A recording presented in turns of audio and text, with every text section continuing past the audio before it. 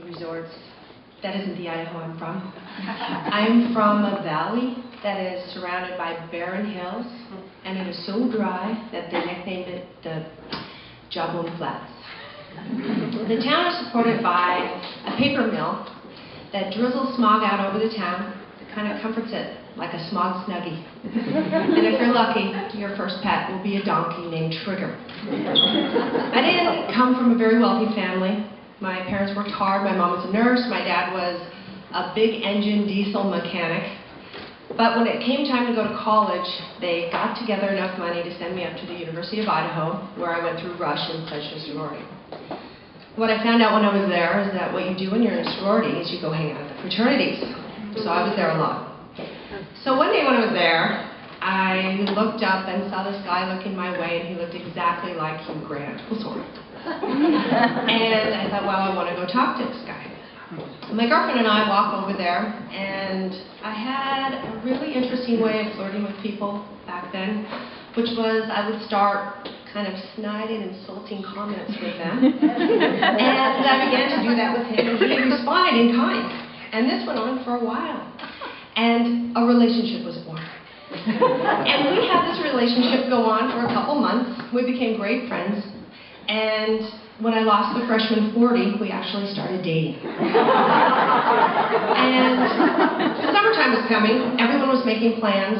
And I haven't told you much about Mr. Hugh Grant yet, but he comes from a really wealthy Southern California family. His dad was the leading hand surgeon at the time. His mother was the Rose Bowl queen, beautiful woman. And he was going to Southern California for an internship at a prestigious law firm for the summer, staying with some friends in Beverly Hills, friends of the family. Do I want to come? Well, a little something about me. I've always known I was going to be scared. This was my chance. I could feel it. I was going.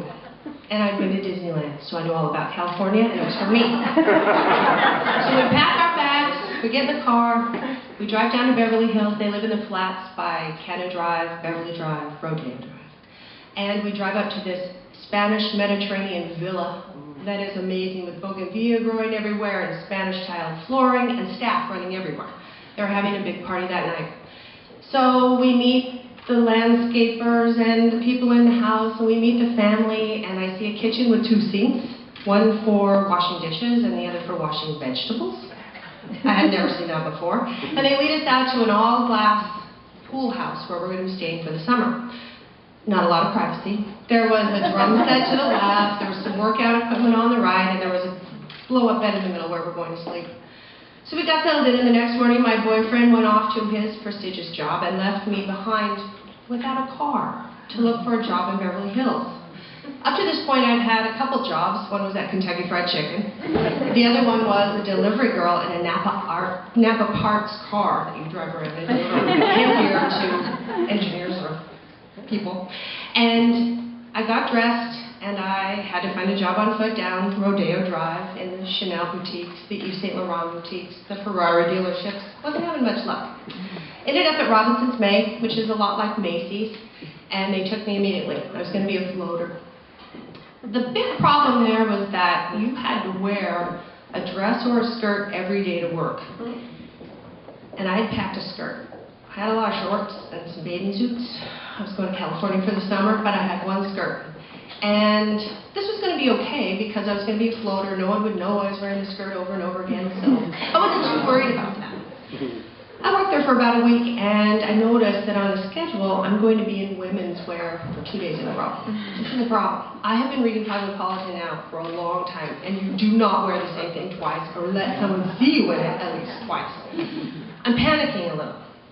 I get out everything that I bring, and I'm looking over my clothes to see what I can wear the second day in women's wear, and I have one other option. And I decide to take it because I can't wear this black skirt again.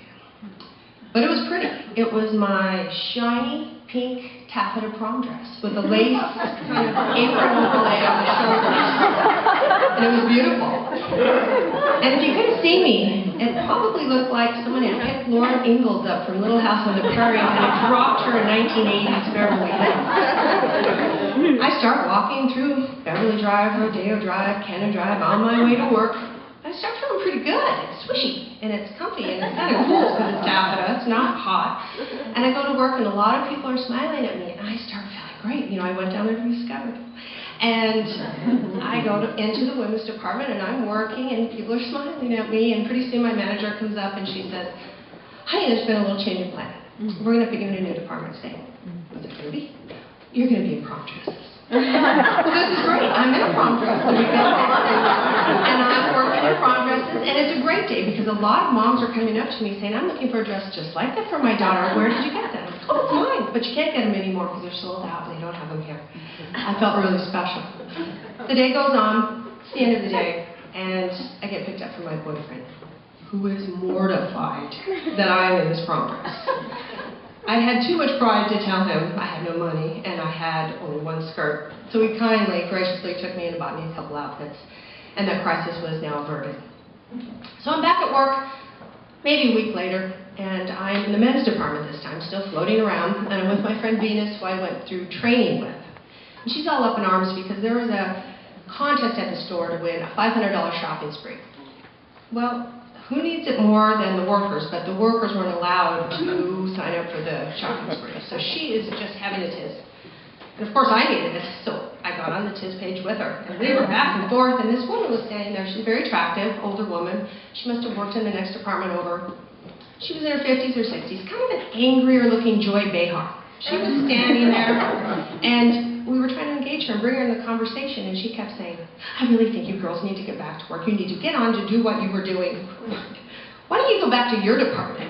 We are up in arms here. We have to wear skirts every day. We can't enter the contest to buy more clothes." And we were really having it. She gave it to us. We gave it to her. She walked away. End of the day is coming. We get an announcement that the store manager is going to give an announcement at the end of the day because we all stay late and listen to her. So we're gathered around at the end, and we're looking up at the escalator. She always, I guess, goes down the escalator for an announcement. And we look up, and there's the angry Joy Behar coming down the escalator because she was the store manager that we pulled off when we were in the men's department. I hate to tell you folks, but my days at Robinson's were over. I was taken off the schedule. Not too long after that, my boyfriend and I parted ways. And I did end up having a love affair with Los Angeles for 14 years, where I was discovered by my husband and moved east. Thank you.